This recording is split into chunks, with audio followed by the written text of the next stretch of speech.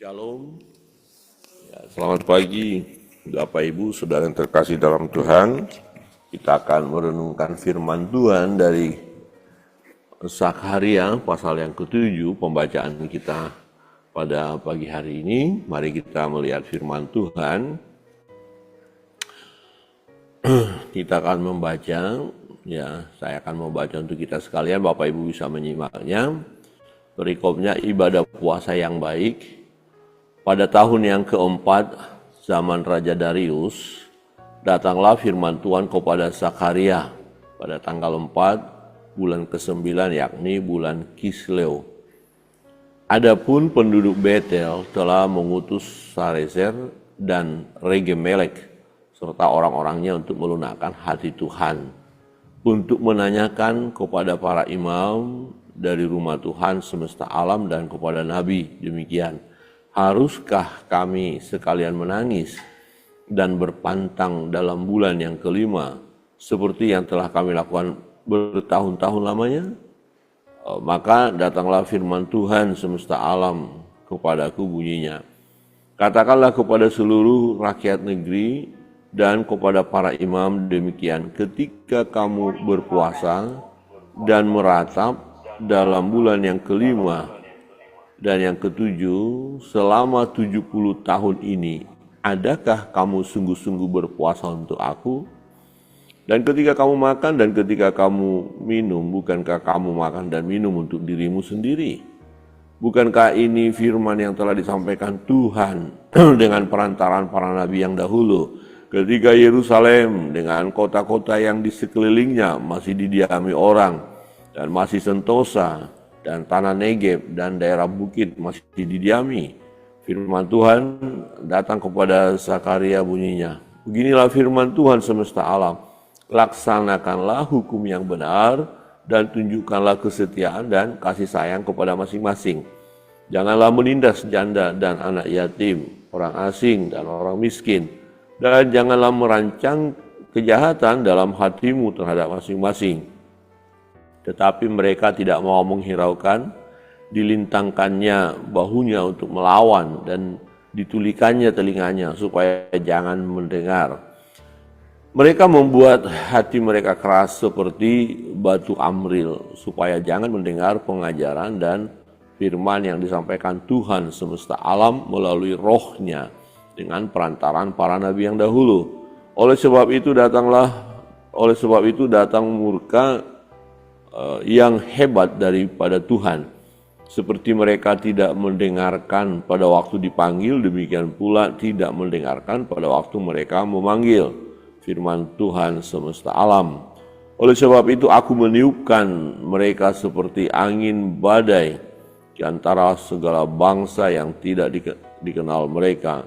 Dan sesudahnya tanah itu menjadi sunyi sepi sehingga tidak ada yang lalu lalang di sana. Demikianlah mereka membuat negeri yang indah itu menjadi tempat yang sunyi sepi. Demikian pembacaan firman Tuhan. Bapak Ibu Saudara yang terkasih dalam Tuhan, ketika Zakharia ini melayani, dia menyampaikan firman Allah, orang-orang Yehuda dan Israel, orang-orang yang tadinya sudah dibuang, mereka sudah kembali sebagian mereka sudah kembali ke Yerusalem untuk membangun Bait Allah. Nah, kita melihat persoalan utama di sini, mereka meminta petunjuk dan mau melunakkan hati Tuhan. Dikatakan, adapun penduduk Betel telah mengutus Sarezer dan Regemelek serta orang-orangnya untuk melunakkan hati Tuhan, untuk menanyakan kepada para imam dari rumah Tuhan semesta alam dan kepada nabi, haruskah kami sekalian menangis dan berpantang dalam bulan yang kelima seperti yang telah kami lakukan bertahun-tahun lamanya? Haruskah kami puasa berpantang, menangis, haruskah kami melakukan itu?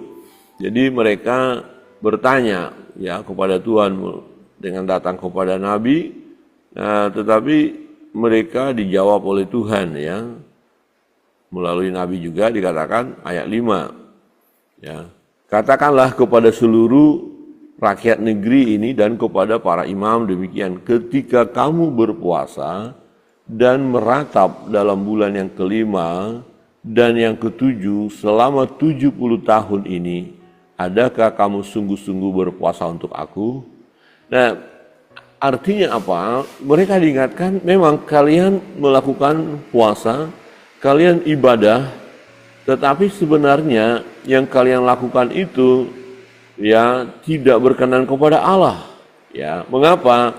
Ya karena mereka berpuasa hanya untuk diri mereka saja. Ya. Jadi mereka tidak benar-benar merendahkan diri di hadapan Tuhan.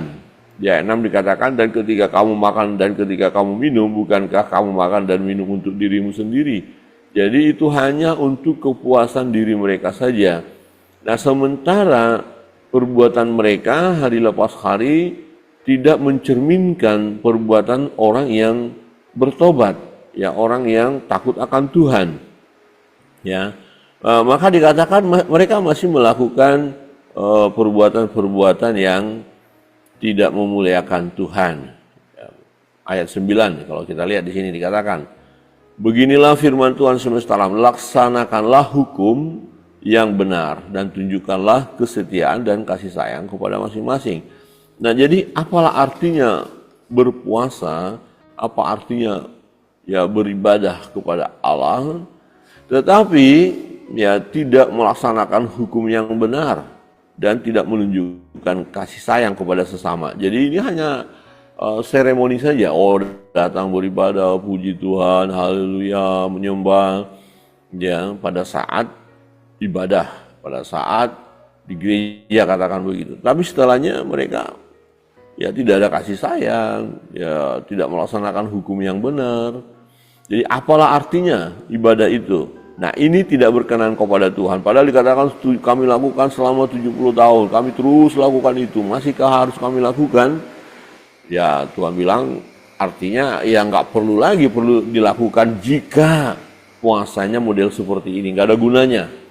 Ya jadi lebih kepada tindakan praktis ya yang menunjukkan kebenaran ya kasih sayang kepada orang lain. Nah di ayat 10 mereka dikatakan apa? Janganlah menindas janda dan anak yatim, orang asing dan orang miskin, dan janganlah merancang kejahatan dalam hatimu terhadap mereka masing-masing. Jadi oke, kita ibadah, kita puasa, tetapi janda-janda ditindas. Ya, kita ibadah, kita puasa, tapi anak yatim ditindas. Ya, orang yang miskin ditindas. Kemudian dirancangkan kejahatan. Nah, apa artinya doa puasa yang kita lakukan? Ya, jangankan doa puasa, ibadah datang kepada Allah. Apa artinya itu? Jika perbuatan kita tidak memuliakan Tuhan, ya, dan mereka tidak dengar firman, tidak dengar teguran, maka dikatakan tetapi mereka tidak mau menghiraukan, dilintangkannya bahunya untuk melawan dan ditulikannya telinganya supaya jangan mendengar. Jadi mereka pura-pura tak dengar firman Allah, ya, cuek kepada firman Tuhan. Artinya mereka tidak mau berubah. Lah, kalau orang ini tidak mau berubah, tidak mau bertobat, nah apakah Tuhan berkenan kepada ibadah mereka, ya doa puasa mereka? Ya, dengan kata lain Tuhan tidak berkenan, Tuhan tidak suka dengan ibadah yang model seperti itu. Nah, kalau kita melihat di dalam kehidupan kita sebagai orang-orang percaya, orang Kristen katakan ya, jemaat, nah, apakah kita pernah mengalami situasi seperti ini? Ataukah kita terjebak dengan situasi seperti ini? Jadi kita ibadah, oke.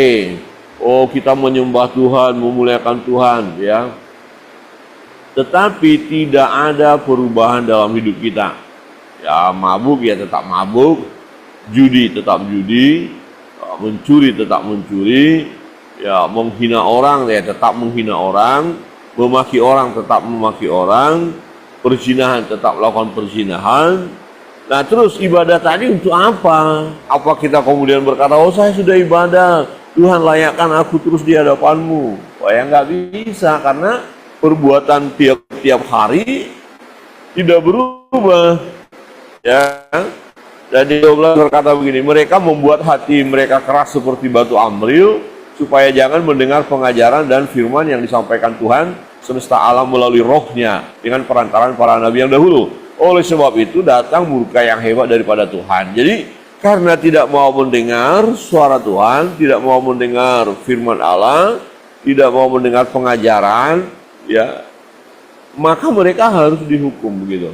Jadi tidak bisa, mereka berkata kami sudah puasa, sudah ibadah. Nah, ibadahmu itu sia-sia, puasamu itu tidak sia-sia. Karena kamu lakukan dengan cara yang tidak berkenan kepada Allah. Ya, jadi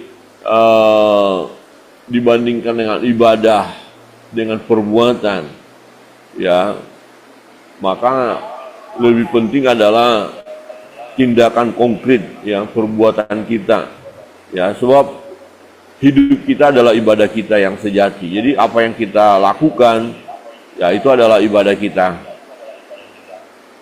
Oleh sebab itu aku meniupkan mereka seperti angin badai ke antara segala bangsa-bangsa yang tidak dikenal mereka. Jadi Nabi ini berbicara mengingatkan perjalanan hidup umat pilihan ini. Kenapa mereka sampai dibuang ke Babel? Kenapa mereka sampai dijauhkan Tuhan dari hadapan Tuhan? Ya karena kekerasan hati, karena dosa. Ya, dikatakan di ayat berikut, ya, bagian terakhir itu, dan sesudahnya tanah itu menjadi sunyi sepi. Ya, ini berbicara tentang tanah perjanjian, kota yang hebat, kota Yerusalem. Ya, tapi kemudian jadi sunyi sepi, dihancurkan, sehingga tidak ada yang lalu lalang di sana. Demikianlah mereka membuat negeri yang indah itu menjadi tempat yang sunyi sepi. Nah, jadi yang membuat hancur daerah mereka, negara mereka, yang membuat rusak semuanya siapa? Ya mereka. Ya, jadi sebenarnya daerah mereka indah, baik, bagus, tapi dengan kelakuan mereka yang jahat itu sama dengan menghancurkan kota mereka, menghancurkan, ya, keadaan mereka. Yang mereka tadinya sejahtera, damai, sentosa, tapi karena kelakuan mereka yang tidak mau bertobat, maka mereka pun mengalami kehancuran. Bahkan kota mereka menjadi kota sunyi sepi, ya, tidak berpenduduk. Jadi mengerikan, kota mati. Ya, kenapa jadi seperti itu kota itu?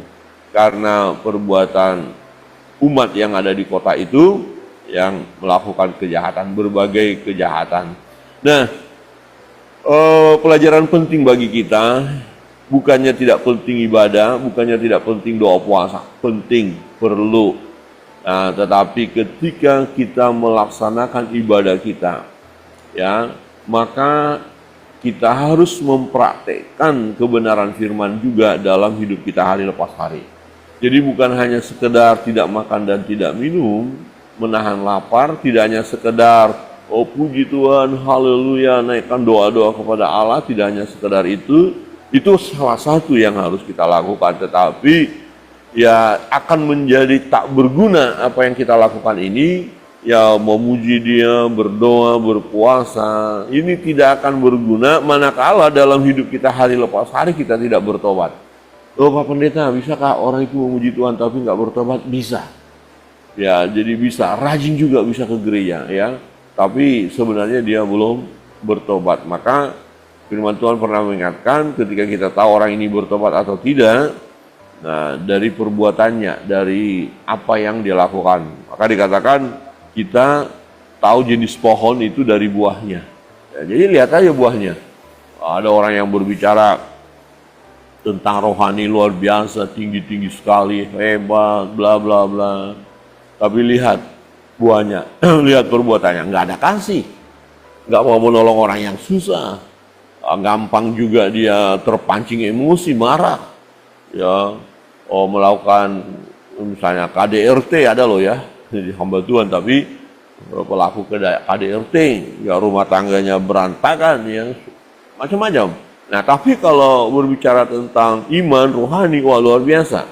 Jadi apa yang tadi dibicarakan, ya, hal yang luar biasa tadi tentang kebenaran firman itu akan menjadi sia-sia tak berarti manakala tidak dapat dipraktekkan oleh orang yang bersangkutan ya.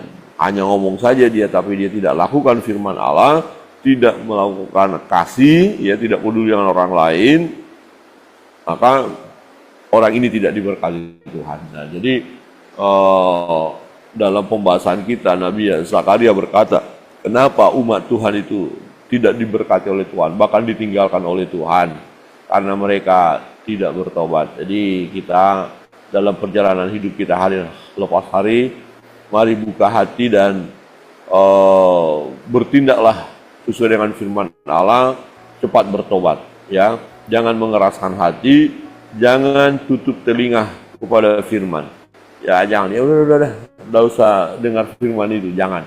Tapi buka telinga, buka hati dan terima kebenaran firman Tuhan. Amin. Kita lakukan ibadah. Oke, pujian tiap pagi, mesbah doa pagi. Nah, itu bagus. Perlu, kita butuh.